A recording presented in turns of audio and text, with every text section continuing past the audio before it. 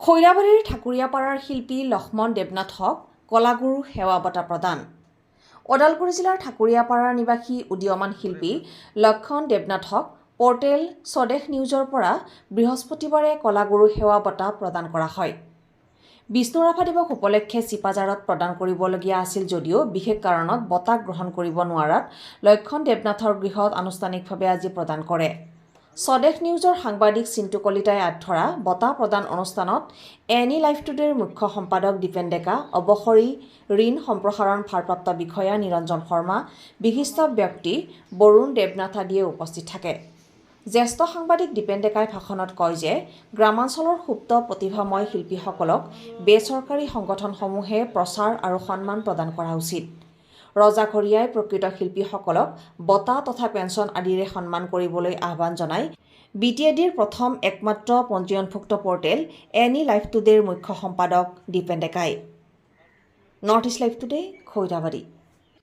জীৱন নামৰ গাড়ীখন যিদিন ৰৈ যাব, এ হৰি হে হৰি হে।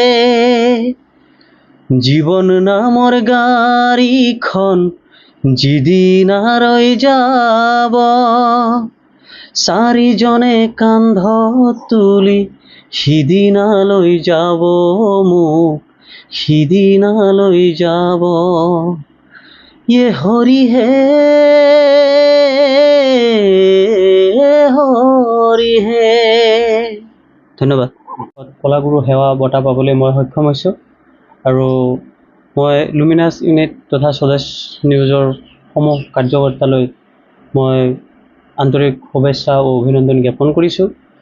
যে প্ৰথমতে মই ক'ব খুজিছোঁ যে জয় জুবিন দা, জয় অসম। মই জুবিন দাৰ অনুপ্ৰেৰণাতে মই আজি হয়তো কলাগুৰু বঁটাও মই পাবলৈ সক্ষম হৈছোঁ। তো মই বিশেষকৈ জুবিন দা যোৱাৰ পিছত অতিকৈ মৰ্মাহিত হৈ মই কেইটামান গীত ৰচনা কৰিছিলোঁ। জুবিন দাৰ বিশেষকৈ স্মৃতিত দুটা মই গীত ৰচনা কৰিছিলোঁ আৰু কৰাতে মই অসমৰ ভিতৰতে মই প্ৰথম জুবিন স্মৃতি বঁটা পাবলৈ মই সক্ষম হৈছিলোঁ। আৰু তেতিয়াৰ পৰা তাৰ আগৰ পৰাই মই জুবিন দাৰ অনুৰাগী আছিলোঁ। প্ৰথমৰ তাৰমানে মোৰ সংগীতৰ যাত্ৰা জুবিন দাৰ পৰাই আৰম্ভ। ইমান আনন্দিত হৈছোঁ, ইমান আনন্দত আপ্লুত হৈছোঁ যাতে তেওঁ আৰু ইয়াতকৈ আৰু বহু গুণে বেছি প্ৰেৰণা পায়। এনেকুৱা ধৰণৰ বঁটাৰে যদি তেওঁক আমি আৰু প্ৰেৰণা দি উলিয়াই আনিব পাৰোঁ, নিশ্চয় আমি সঁচাকৈ ধন্য মানিম।